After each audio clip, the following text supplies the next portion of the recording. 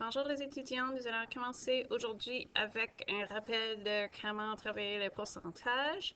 Désolée que je ne suis pas là, mais c'est ça. Alors, allons-y. Nous allons commencer aujourd'hui avec les pourcentages. Alors, on sait tous que le symbole pour les pourcentages, c'est comme ça.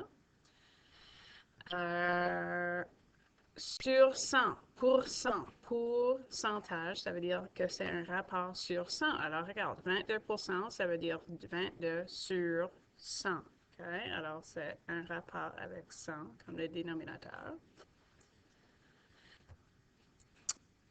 Et nous pouvons tous changer le pourcentage en décimales et aussi changer le décimal en pourcentage. Alors, 23%, ça veut dire 23 sur 100 divisé par 100, qui est 0,23.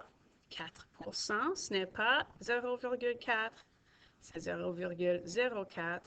Si on regarde 245, 2,45.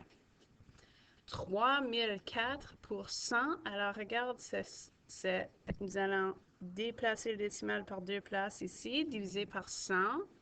Alors, 1, 2, et nous voyons 1, 2, 3 à côté, OK? 1, 2, 3 ici.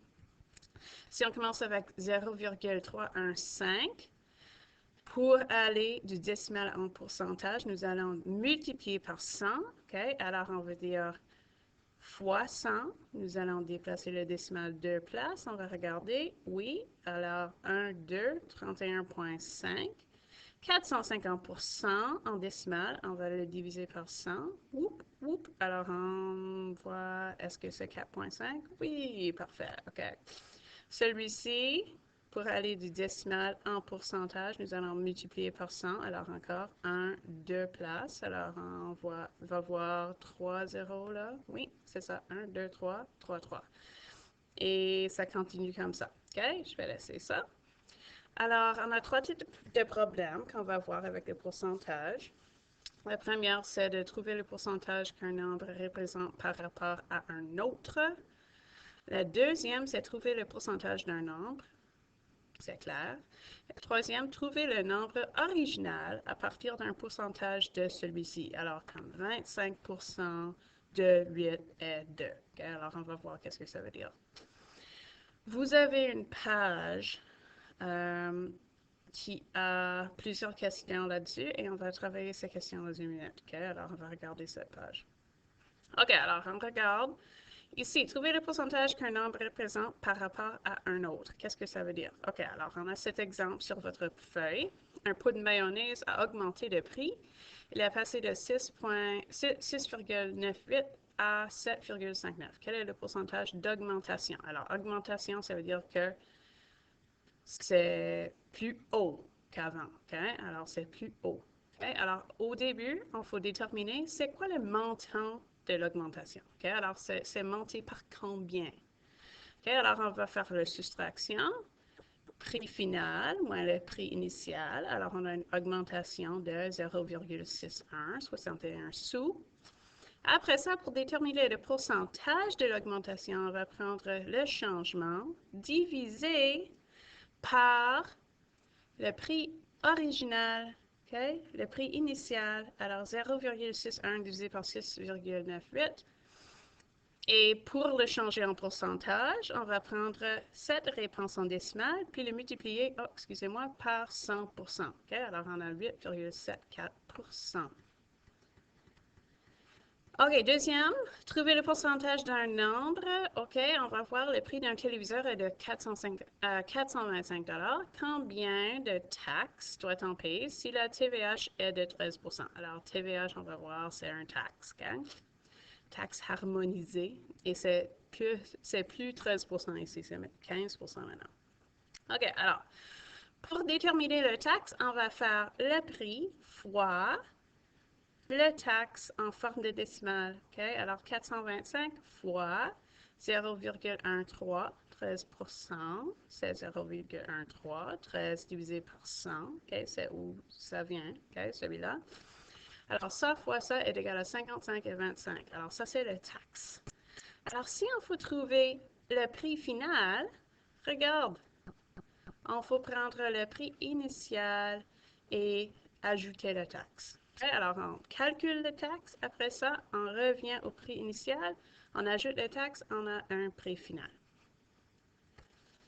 Troisième, trouver le nombre original à partir d'un pourcentage de celui-ci. Okay, alors, Jules a reçu 80% sur son test de maths. S'il a eu une note de 60, quelle est la valeur totale du test? Alors, on veut savoir quel dénominateur serait ici sous le 60 pour lui donner 80%.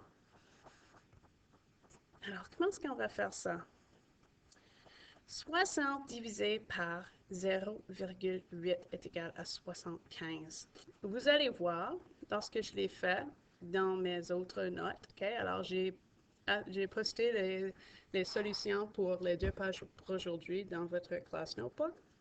Et vous allez voir, je l'ai fait un petit peu différent, mais ça vous donne la même réponse. Okay? Alors, vous pouvez voir 2 façons de le faire.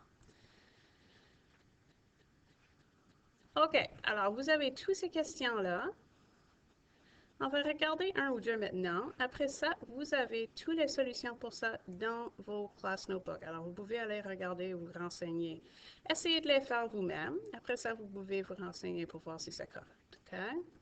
Alors, regarde numéro 8. Okay. Alors, 75% des personnes interrogées dans un sondage pensent qu'il y a des changements climatiques.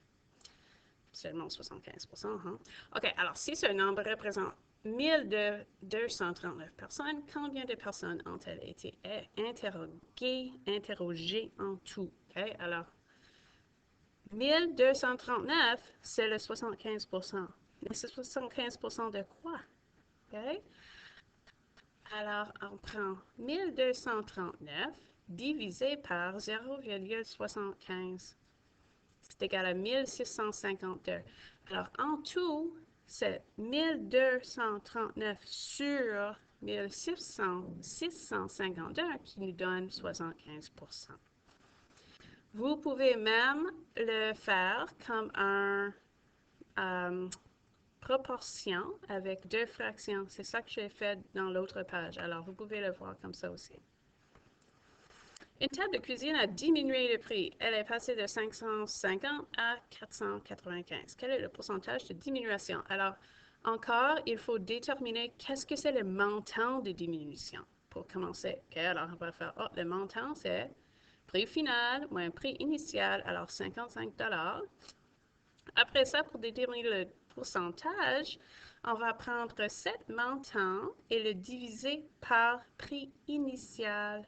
OK? Alors, 55 divisé par 550. 10%. Alors, c'est 10% moins que c'était à l'époque. Et je vais vous laisser travailler les autres vous-même parce que toutes les solutions sont là. OK? Alors, je vais les laisser pour maintenant et allons-y. Pour demain, vous allez travailler les 2 feuilles que vous avez reçues aujourd'hui. Et c'est tout, OK? Alors, vous avez le reste de la classe aujourd'hui pour faire ça et aussi votre journée à la maison. Prends du temps à vous organiser. Regardez dans vos classes notebook. Assurez que tu as fait toutes les parties de 1.1, 1.2 et maintenant 1.3. On va faire une petite révision dans quelques jours, OK? Au revoir.